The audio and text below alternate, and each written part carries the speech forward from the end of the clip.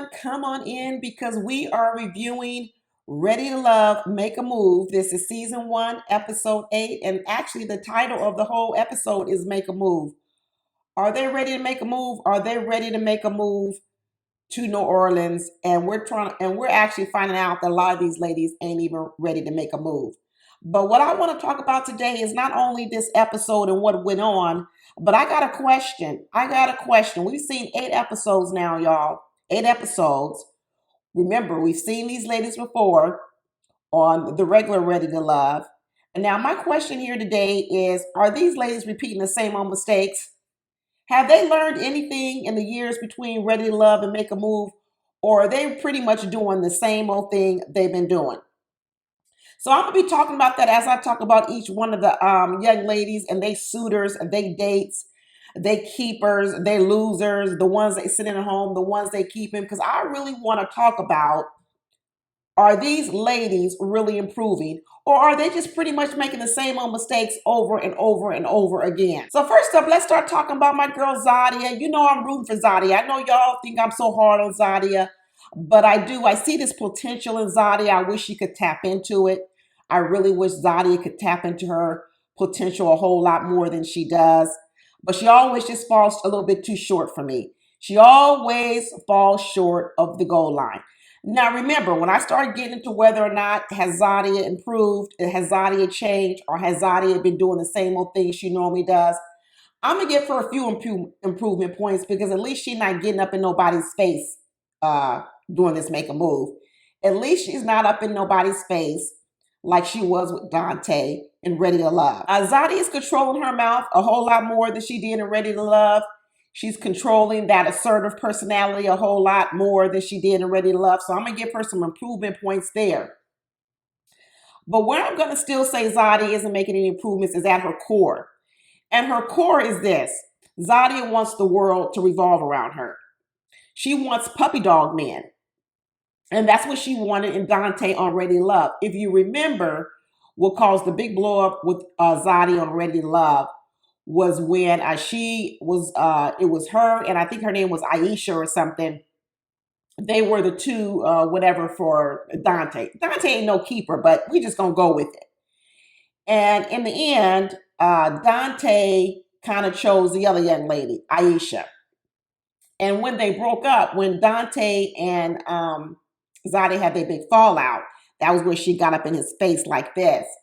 It was all over the fact that what Dante told her was that it was Aisha who was actually kind of showing him more that she wanted to be with him, that she wanted him. And what Zadia got mad about was, I was going to make you my number one. That's what she said when she was in his face. I was going to make you my number one, but you didn't give me enough time. And what Dante basically told her was, were you too slow? You were too slow in coming around. You were too slow in telling me that you wanted me as much as I may have wanted you. And therefore, I went to the other girl, which was Aisha. Now, like I said, Dante wasn't no keeper, so who cares in the end? But we're going to talk about, has Zadia learned any lessons? And then what Zadia did was she went over there to Naeem, because remember, Naeem was her puppy dog all season long. Naeem was the puppy dog of Zadia all season long and basically did whatever she wanted him to do. Remember, Naeem was out here taking punches for Zadia, and Zadia was chasing Dante. And then after the Dante thing fell apart, she went over there and went back to Naeem, and he welcomed her with open arms. But she liked to run over Naeem. That's what it was about.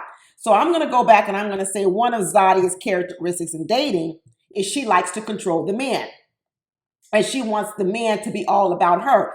Even her girlfriend who came on the show, I don't say her name is Nicole. What is her name again? Camille. Camille came on the show, said he's not going to have enough time for you, talking about Cameron. He's not going to have enough time for you because what Camille knows as her friend is Zadia likes men to make their lives all about her. That's Zadia. Zadia likes to receive. I've been saying this all season, but she doesn't like to give. So in one respect, I'm going to give Zadia some points on not being so assertive, not being so aggressive, not being so mean, not having so many snarky remarks. But where I'm still going to have a problem with Zadia's dating style is she still comes to the dating scene wanting everything for her and really not offering much. I know she sat on here this episode and started talking about she's trying to work with Cam, but every time she tries to work with him, he shuts her down. How are you working with Cam? Zadia, what have you given? When she says I'm trying to work with Cam, she's saying I'm giving him a second chance because he's busy and I haven't kicked him to the curb. Because typically I think that's what Zadia does. If you don't give her all the time and attention she wants, then she kicks you to the curb.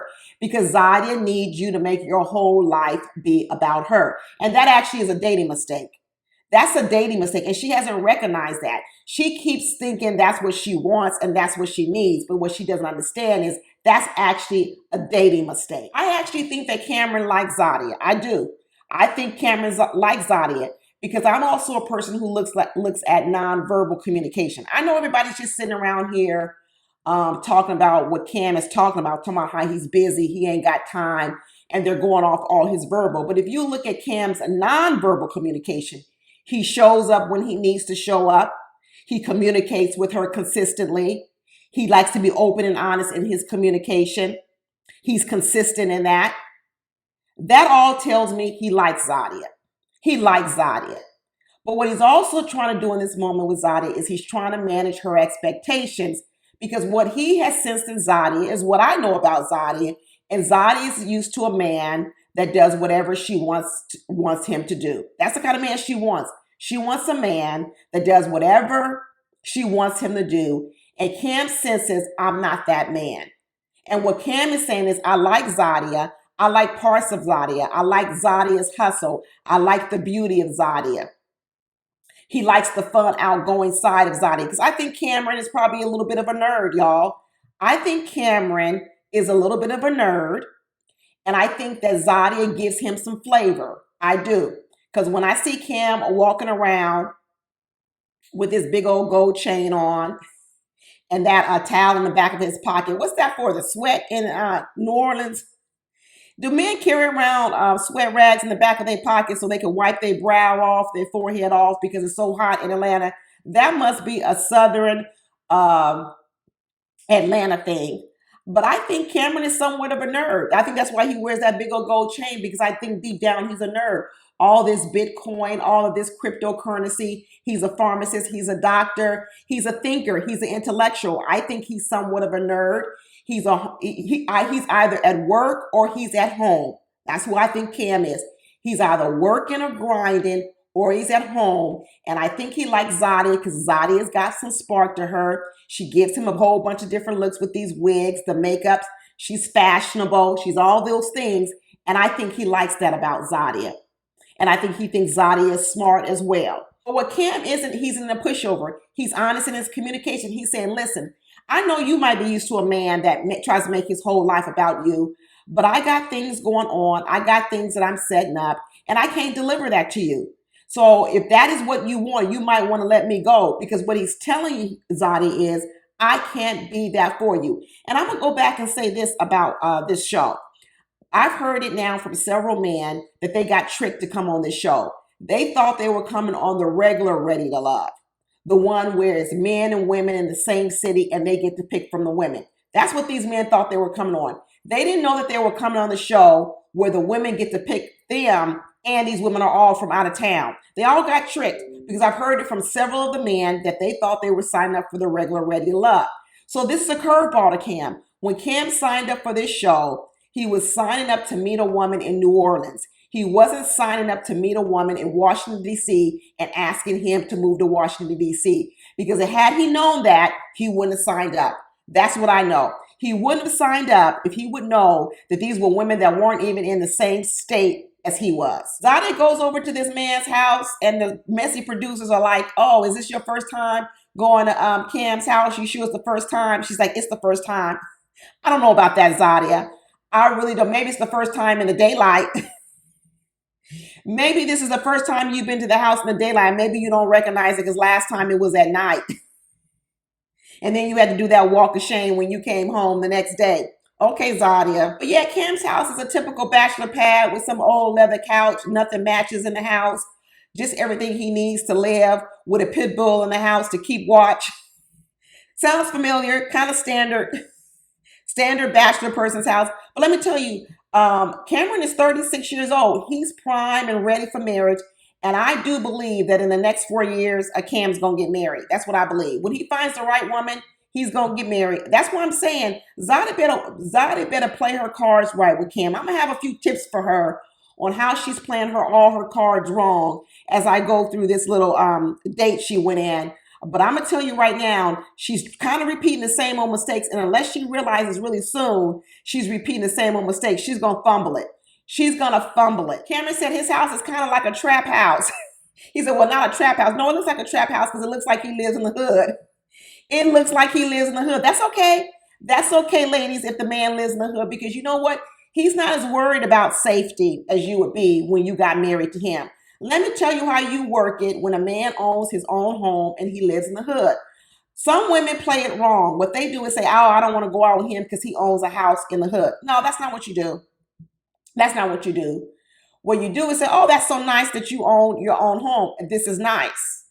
But then as that man starts to love you and care for you, what you start bringing up is you start bringing up your safety concerns. You start saying, oh, I was really scared coming home last night. When I was driving into the driveway, there was this strange man on the corner just looking down the road. I didn't even know what he was doing. I was awfully afraid. Then you start talking about, yeah, when we have a family and everything, I don't know if my kid's going to be able to play outside over here. You don't have to tell him he lives in the hood. You don't have to talk bad about your house.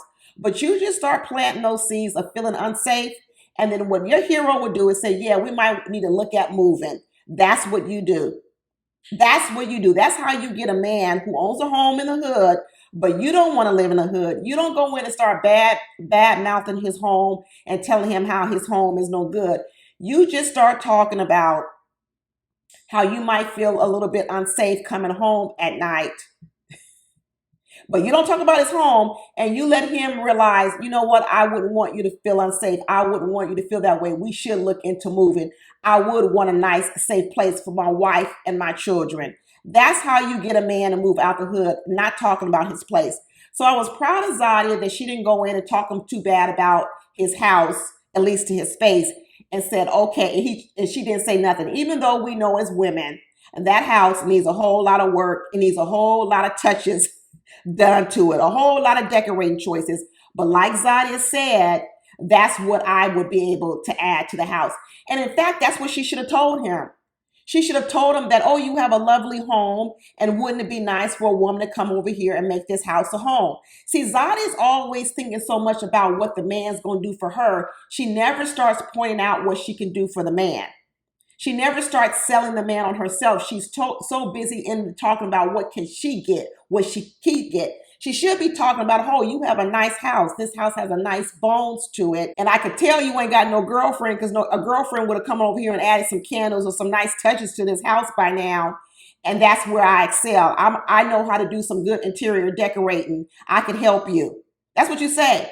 You don't have to say you're going to move in. You can say, oh, if you ever want to do any sort of like redecorating, I can help you because I have a real good eye.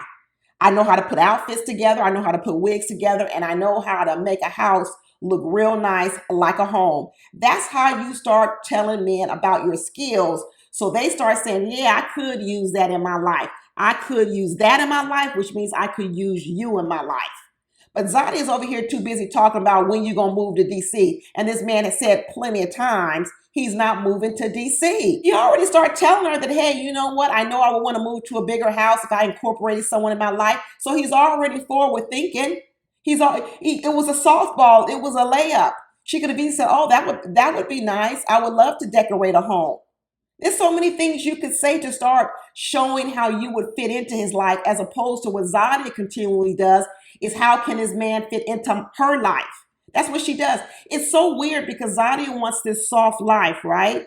She wants this soft life, but she talks like a career woman. She wants the man to take care of her, but she talks as if her career is the most important, about how he can move to DC so she can keep her career. That don't even make no sense. If you want a soft life and you want the man to take care of you, why would your career be the most important for him to move to you? What she should start talking about is, I do have a business, I do have a career, I do have interest. How would you help me move my business and my career and my passions to New Orleans? Would you help me set that up? Would you help me be as successful in New Orleans as I am in DC? How would you help me? Here is a man who's told you he loves starting businesses. He has several businesses. Why wouldn't you ask him for help? If I did make a move to New Orleans, the only thing I'm concerned about are the loss of my business. Would you help me with that? Would you help me start up my new business here? You seem to have a lot of business acumen. Or maybe you start talking about whether or not, hey, you know, what businesses are you in? Maybe I find your business is interesting. Maybe I could start a new business alongside with you. Maybe I could fold into your business. Why not talk about how your lives could come together, how you could merge into his life and you could blend together? But all Zadia talks about is how this man could come to DC and blend into her life. Why would he blend into your life when you're the one who says you want a soft life and you want him to take care of everything? It doesn't make any sense. That's why I know Zadia hasn't even seen what she's asking for. She hasn't seen it. She says she wants this soft life, but she's never seen it because she doesn't even know how to appeal to it. She's still asking this man to uproot himself, to change his life, to come to DC so she can keep her businesses. Doesn't even make no sense. This man said he's in a crypto, he's in a stock market, he's a pharmacist. He talks about owning property, buying some more property. Why not talk about Zadia like you're an entrepreneur too? If you're an entrepreneur, that means you like to start businesses too. Maybe you could start a complementary business. Maybe you could become a real estate agent. Maybe you could do something that would help him in his businesses. Why not have those conversations so he starts seeing you as a valuable person in his life? He said, hey, I can see myself visiting DC, but I'm not looking about moving. I can't be affording no property in DC. I want to buy multiple properties. I can't buy multiple properties in Washington, DC with those high prices. And Zadia goes, well, a vision can change. Oh, I thought women wanted a man with a vision. I thought that women wanted a protector and a provider, a man with a vision for the family and a vision for their life. And here Zadia is over here talking about, well, your vision needs to change. It's such double talk. That's why I say, has she really learned any lessons, or is she repeating the same old thing? And I'm going to say she's repeating the same old thing. She still wants a man's life to revolve around hers. She talks about, yeah, you know what? I don't know if long distance would work. He said he might can. He's older now, but it's not ideal because, like I said, he wasn't trying to get no woman out of state, out of the city. Zadia's talking about, you know, it'd be a lot for me to come down here and you know, plan vacations down here. Well, why wouldn't you move and just go back and forth and go back for your little makeup training classes or your makeup beauty business? Why couldn't you start a new business in New Orleans? I thought we're in the age, the digital age, where we can work anywhere. Why would you stay in DC and go back and forth to New Orleans? Why, if this is the man you want to be with, this is the man you're going to love, why wouldn't you come down there and then go back and forth to DC if you had a few clients to do makeup for? Zadia don't think about no one but herself, and that's why she is going to end up being alone if she doesn't change, because she doesn't know how to blend with the person. Her solution is for him to blend with her. She doesn't know how to blend her life with another person. She always just looks at, does the man blend with me? And that's why it's going to be hard for her to form partnerships, togetherness. She over here asking this man, am I the right person for you? No, obviously not, because you don't want to move to New Orleans. You think your business is the most important, and you want me to give up everything that I'm doing to move to DC, but yet you want me to be the soft life provider. You want me to be the provider and the protector, but it seems like you just want me to do whatever you want me to do. So right now, no, you're really not looking like the right person for me. I like you. There's a lot of things I like about you, but I'm starting to see some problems on how we're going to really come on the same page, because it doesn't look like we can come on the same page, because Zadia keeps thinking she's doing a lot, but she's really not doing a lot. By keeping her mouth shut, yeah, she's improved there, but that's not enough. Cam keeps trying to set the expectations for her. He doesn't want her to go too deep. He doesn't want to overpromise and underdeliver. I always talk about that. That's what I like about Cam. Cam is trying to level out her expectations, saying, listen, I don't want to overpromise and underdeliver. That's why he's saying it every single time. But he said his head is swirling. That means Zadia is on his mind. That means he's losing sleep over it. If he didn't care about you, he wouldn't be losing no sleep. He's losing sleep over how do I balance this out with this woman, because I think he likes Zadia. I do. He's thinking about it, but he's also knowing I can't deliver what she wants. And he's trying to manage her expectations, but at the same time, he doesn't want her to let him go either. But Zadia's got to give more. Zadia's got to give more because he's not going to budge, and he shouldn't budge. Not with the other expectations that Zadia has on him. The other expectations Zadia has on him, he can't budge from his vision. He can't budge from his purpose, because then he wouldn't be delivered. He wouldn't be able to deliver. He wouldn't be able to deliver that other part that Zadia wants. The soft life, the provider, the protector. He's telling her this timing of everything is taking a toll on me. I'm trying to hang in here for this, make a move season while we filming, but it's taking a toll on me, Zadia. It's taking a toll on me. I think if Zadia lived in the city, they would work out. That's what I believe. I think they will work out. I hope Zadia opens up her mind, expands her mind, and starts thinking differently than she is thinking. Because I think Cam is a nice guy. I think Cam is all about his work. And when he's not at work, he's at home. And I think that he's getting 36 years old. He's starting about wanting a family. He's starting to think about settling down. He's already started talking about getting a bigger house, a nicer house for a wife and a family. I think he's primed and ready. Let me tell you, if Zadia fumbles Cam, if any of you women are in New Orleans, you better drop into his DMs. He's primed and ready to go. Give him 2-3 more years, get to know him, show him how you will be an asset to his life. And let me tell you, he's a keeper. He is a keeper. You know who else hasn't learned no lessons? I'm going to say, are they repeating the same old mistakes? Shareese. Shareese really disappointed me this episode. I really thought Shareese was making some progress, but then it was disappointment. But I see my man Maurice is coming back. Come on, Maurice. Come on, Maurice. But let me tell you where Shareese is falling into the same old trap. I always believe what Shareese is used to dating when she was younger and what she still goes after is she goes after the athlete football player with a nice body, okay, with a lot of money, and that's also a charmer and playboy with his words. That's what I believe Shareese is used to. She's used to the nice athletic body, the football player that had money to spend and liked to spend money. And she also was used to the charismatic charm that comes along with that man. Because all Shareese does is you can see how she picks those things in every bit of man. She liked Maurice because Maurice had the money. Okay, that's what she liked about Maurice. Now she likes this new guy, Nick, because he's got the nice body, right? And then she liked Mizell when she was going to choose Mizell because he is a con man. He's a charmer with his words. He's almost like a liar.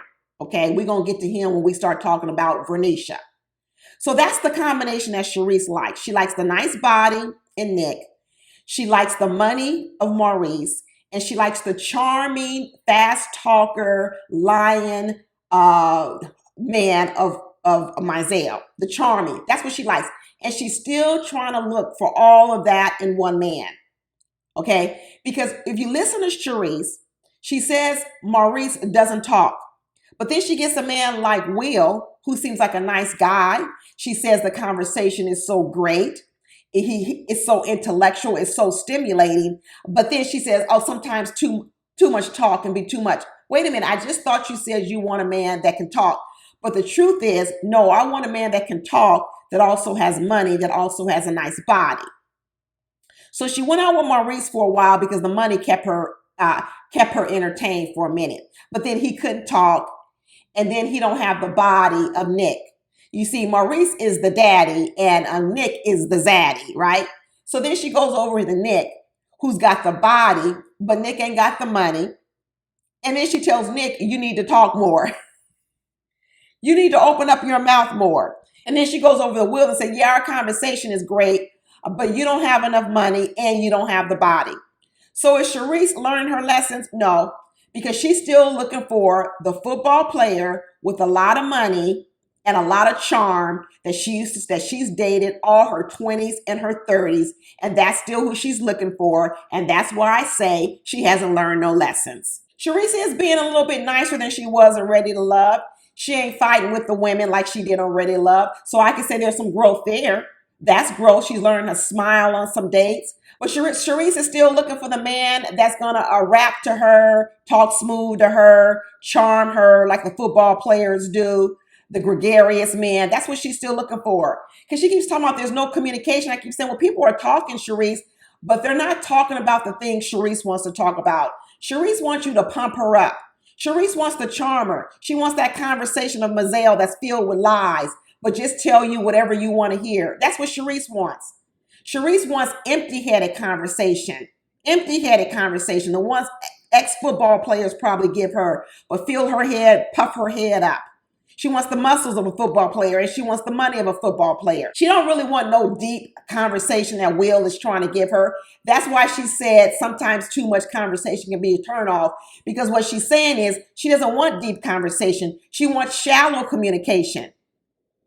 Like I said, ex-football player, shallow communication, muscles, and money. That's what Shareese wants. You could tell Nick was tricked because when he got there, he found out he was in competition with Will. That's what all the men were saying.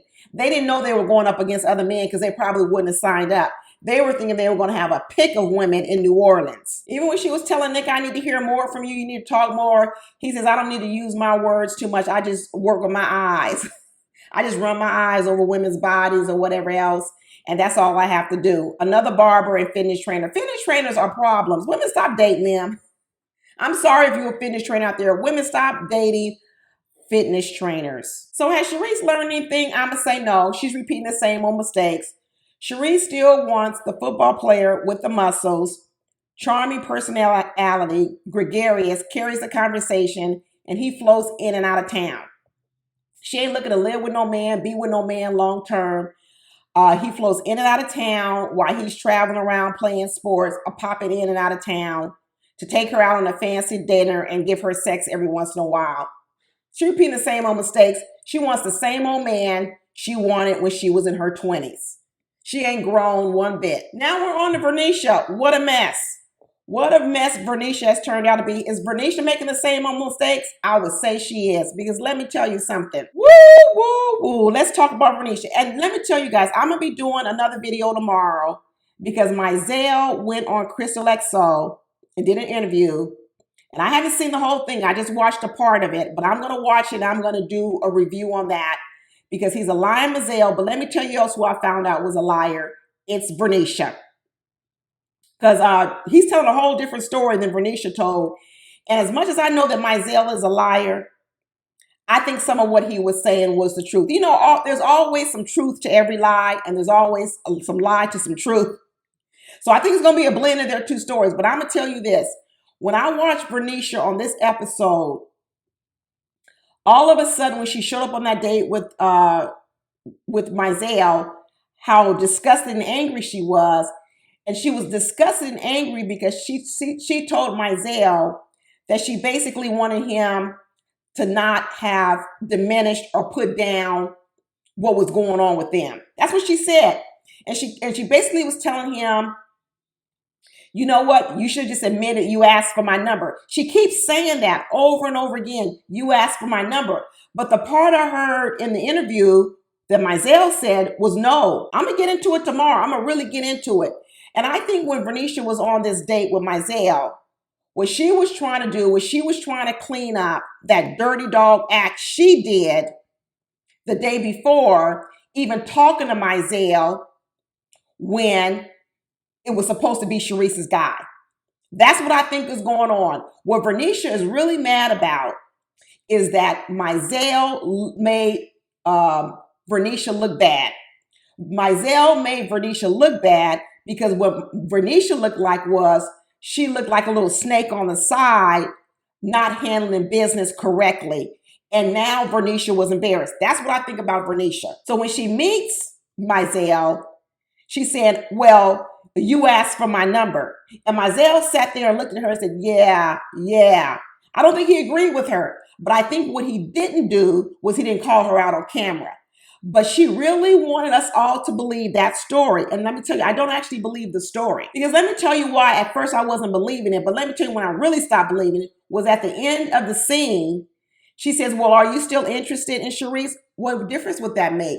What difference would that make, Verneashia? What difference would it make if he's interested in Shareese again? Why would you care? If you done with him because he's a liar, why now do you care if he's still interested in Shareese? Because I think it goes back to what Verneashia's intent was in the beginning. Verneashia's intent is, I'm telling you, Verneashia is an enticer. She likes to entice men. That's why I tell you she wears the clothes she wears.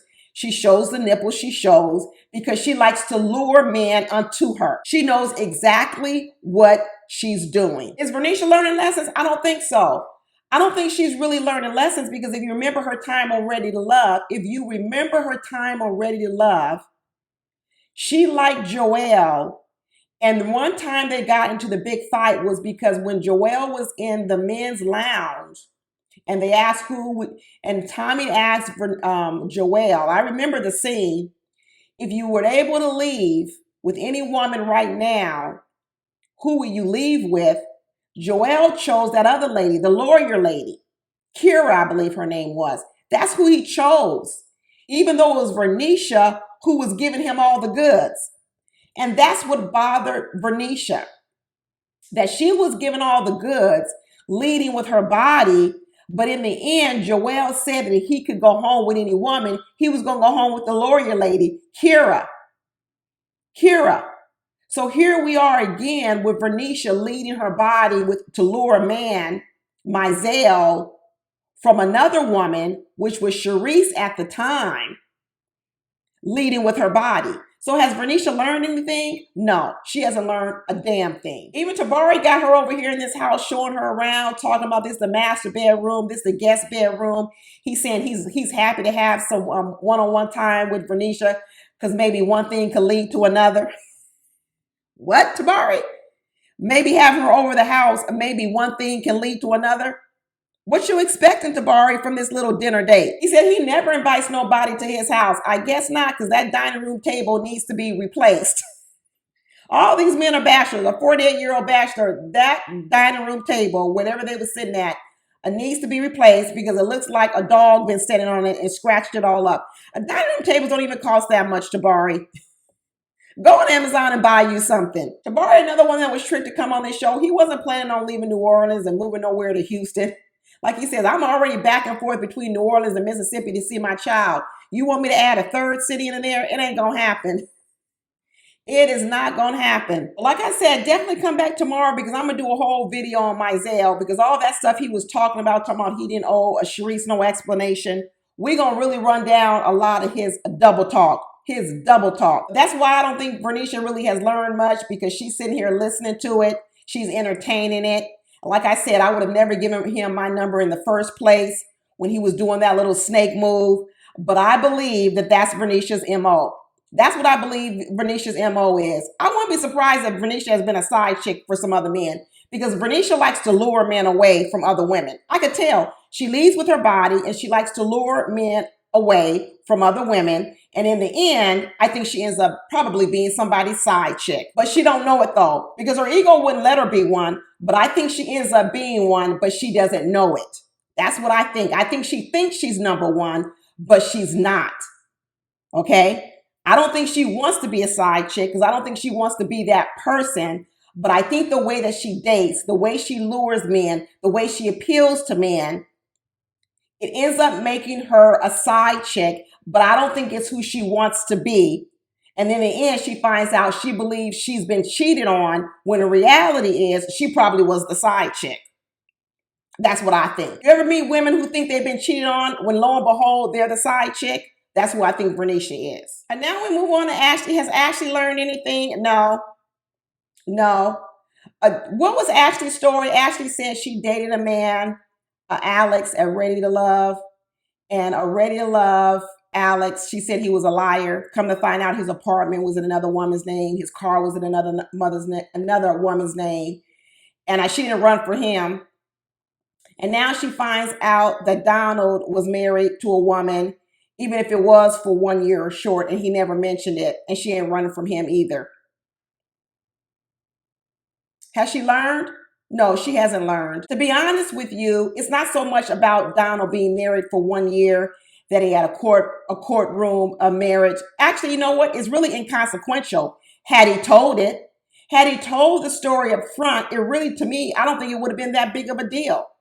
But when you lie about it, when you conceal it, when you don't offer it up, when you lie by omission, then it does become a problem. And then he tells the story of what I learned from that is don't marry a person that you don't know enough about them, which means he didn't know enough about her and she didn't know enough about him. So there's a pattern of not telling people about who you really are and covering up who you really are. Donald is covering up stuff. Ashlee did was she romanticized it and said, oh, he's a hopeless romantic. She done turned a lie into be a hopeless romantic. Okay, Ashlee, if you say so. Then she asked, what's your honest opinion about me? Of course, because all eyes got to be on Ashlee. Ashlee said, you know what? You make me feel like I'm the most important person in the room when you're with me. Because like I told you, Ashlee needs a lot of attention.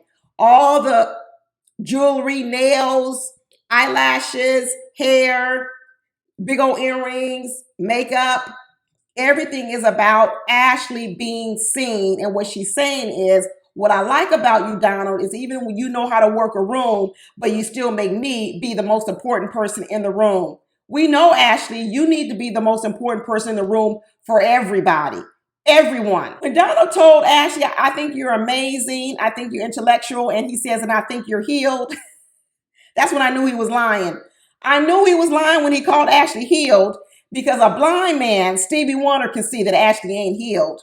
That's when I knew Donald was really a liar. Then we see Ashlee get all excited when these previews come up. As soon as we see these previews that Kirsten is coming back, and she's darn near running into his arms because he brought her some flowers and some chocolate.